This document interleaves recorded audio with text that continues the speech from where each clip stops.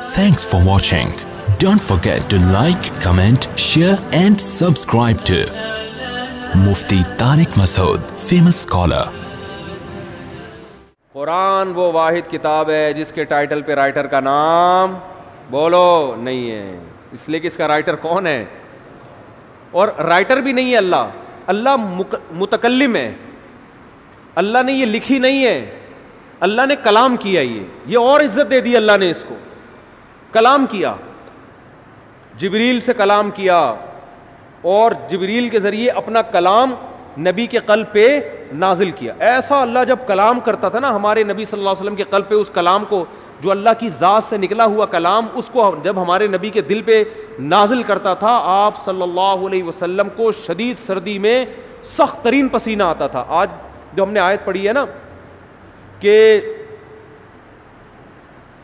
کلوا واشربوا حتی یتبین لکم الخیط الابیض من الخیط الاسود من الفجر، پہلے یہ آیت نازل ہوئی کہ تم صبح سحری کے وقت تک کھا سکتے ہو جب تک سفید دھاگا کالے دھاگے سے جدا نہ ہو جائے۔ اصل میں اللہ تعالیٰ یہ بتا رہے تھے کہ اتنی روشنی ہو جائے کہ سفید اور کالے دھاگے میں فرق تمہیں نظر آنا شروع ہو جائے۔ یہ جب ہوتا ہے جب مشرق کی طرف سورج کی روشنی ایسے لمبائی میں پھیلنا شروع ہوتی ہے۔ اب صحابی کی سمجھ میں ہی نہیں آیا، وہ سمجھے کہ اس آیت کا یہی مطلب ہے کہ کالا دھاگا اور سفید دھاگا، حالانکہ یہ کنایا تھا کہ صبح صادق ہو جائے۔ تو وہ صحابی جو تھے نا وہ یہ لے کے بیٹھ گئے اور دھاگوں میں فرق کرنے لگے۔ تو جب فرق کرنے لگے تو پریشان ہوئے، نبی صلی اللہ علیہ وسلم کے پاس آئے کہ اللہ کے کلام کا مطلب کیا ہے۔ تو آپ صلی اللہ علیہ وسلم پر اللہ نے ایک لفظ نازل کیا چھوٹا سا، کلوا واشربوا حتی یتبین لکم الخیط الابیض من الخیط الاسود، کہ رات یعنی کالا دھاگا سفید دھاگے سے جدا ہو جائے، یعنی فجر کا وقت ہو جائے۔ تو یعنی فجر اتنا لفظ نازل کیا اللہ نے، من الفجری کا لفظ۔ اور امی عائشہ فرماتی ہیں کہ اتنا سا لفظ جب نبی پہ نازل ہوا تو شدید سردی میں آپ صلی اللہ علیہ وسلم کے پسینہ ٹپکنا شروع، ایسے نچڑنا شروع۔ ہم سمجھ گئے کہ آپ پر کیا نازل ہو رہی ہے، وہی۔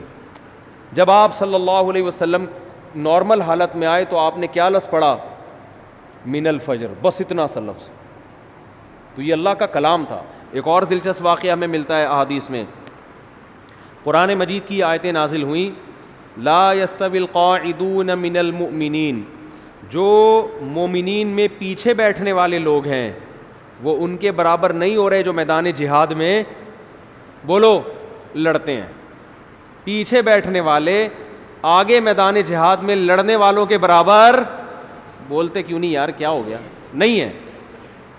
وہ لڑ رہے ہیں میدان میں، قربانیاں دے رہے ہیں، تم یہاں پیچھے بیٹھے ہوئے ہو۔ ٹھیک ہے تم نماز پڑھ رہے ہو، زکوٰۃ دے رہے ہو، عبادت کر رہے ہو، لیکن ان سے ایسا تھوڑی ہوا تو ہاتھ ضائع ہونے کا خطرہ، آنکھیں ضائع ہونے کا خطرہ، شہادت کا خطرہ، گرفتاری کا خطرہ، وہ 10 خطرے مول رہے ہیں، تو تم کیسے سمجھتے ہو کہ تم ان کے برابر ہو سکتے ہو؟ اب بعض صحابہ معذور تھے، ان کا جذبہ تھا میدان جہاد میں لڑنے کا، لیکن معذوری کی وجہ سے ان کو نبی جانے کی پرمیشن نہیں دیتے۔ وہ اتنے غمزدہ ہوتے کہ روتے تھے کہ کاش اللہ ہمیں صحت دیتا، ہم بھی جا کے لڑتے۔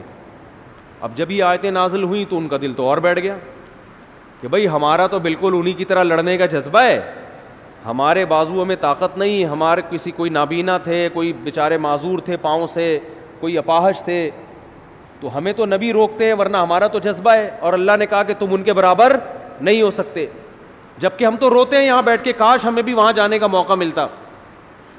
تو جب یہ نبی صلی اللہ علیہ وسلم کے سامنے صحابہ نے اشکال کیا نا، تو ایک صحابی فرماتے ہیں کہ آپ صلی اللہ علیہ وسلم کی ران مبارک میری ران پر تھی، ران مبارک میری ران پر تھی۔ تو کہتے ہیں کہ میں نے دیکھا نبی پر وحی کے آثار ظاہر ہونا شروع۔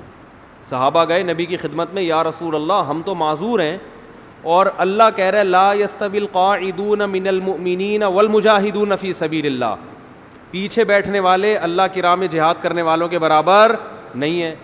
تو ہم تو شوق سے تھوڑی پیچھے بیٹھے ہیں، تو صحابی کہتے ہیں کہ نبی صلی اللہ علیہ وسلم کی ران مبارک کو میں نے دیکھا، اتنی وزنی ہو گئی کہ مجھے لگا کہ میری ٹانگ چٹخ کے پچک جائے گی، ہڈی ٹوٹ جائے گی اس کی، اتنی بھاری ران ہو گئی آپ صلی اللہ علیہ وسلم کی، اور آپ پر ایسے کپ کپی کے آثار۔ تھوڑی دیر میں آپ صلی اللہ علیہ وسلم کا جسم ہلکا ہو گیا، اور آپ نے ایک لفظ کی تلاوت کی، غیر اولی الضرر، بشرطے کہ ان کو کوئی مجبوری، بولو نا یار، یہ اردو میں تو بڑا لمبا لفظ ہو گیا، بشرطے کہ ان کو کوئی مجبوری نہ ہو۔ آواز نہیں آ رہی مجھے، کون سا جا رہی ہے میری آواز؟ میرا بھی کھوپڑی خراب ہو رہی ہے، آواز نہیں آ رہی ان کو، تصویر پہ گزارا کریں۔ تو غیر اولی الضرر، بشرطے کہ ان کو ضرر نہ ہو۔ اردو میں تو یہ لفظ بہت لمبا ہے، عربی میں غیر اولی الضرر، بس اتنا سا لفظ نازل ہوا ہے اللہ کی طرف سے، اور صحابی کہتے ہیں اتنا جسم بوجھل ہو گیا کہ میری ٹانگ مجھے قریب تھا کہ ٹوٹ کے چٹک کے پچک جائے گی وہ، اور ایسے آپ صلی اللہ علیہ وسلم کے پسینہ نچڑنے لگا جہاں پہ۔ میں یہ سوچتا تھا کہ جب اللہ نے یہ نازل کرنا ہی تھا ہے بھائی کہ جو پیچھے بیٹھنے والے لوگ ہیں وہ آگے جانے والوں کے برابر نہیں ہے، بشرطے کہ ان کو کوئی معذوری نہ ہو، تو پہلے ہی نازل کر دیتا۔ کیا ہو گیا بھائی، کیا ہو گیا یار؟ تاکہ صحابہ کو اشکال ہی نہ ہوتا۔ صحابی نے آ کے اشکال کیا کہ ہم تو عذر سے بیٹھے ہوئے ہیں، تو ہم بھی ان کے برابر نہیں ہیں جو آگے لڑ رہے ہیں۔ پھر اشکال کیا، پھر اللہ نے کیا دیا؟ جواب دیا۔ تو اس کی ضرورت کیا تھی؟ اللہ کو تو پتا تھا کہ ان کے دل میں اشکال پیدا ہوگا، تو اللہ اشکال کرنے سے پہلے ہی پوری آیت نازل کر دیتے نا، پہلے آدھی نازل کی، پھر اس میں ایک جوڑ دیا، ایک اس میں جو ہے نا گویا کہ ایک پیوند لگایا گیا ہے۔ تو اصل میں یہ حکمت تھی قرآن کی حقانیت، قرآن کی حقانیت، کہ نبی اپنی طرف سے ایک لفظ کا بھی اس میں اضافہ نہیں کر سکتے، ورنہ نبی اس کی تشریح کر دیتے نا کہ بھائی تم جو میرے پاس آئے ہو اور یہ پوچھ رہے ہو کہ پیچھے بیٹھنے والے آگے بیٹھنے والوں کے برابر نہیں ہیں، تو میں نے اللہ سے پوچھا، اللہ نے مجھے بتا دیا ہے، میرا وہی تو ویسے بھی آتی تھی نا جس کو حدیث کہا جاتا ہے، یہ بھی تو اللہ سے پوچھ کے ہی باتیں کرتے تھے آپ صلی اللہ علیہ وسلم۔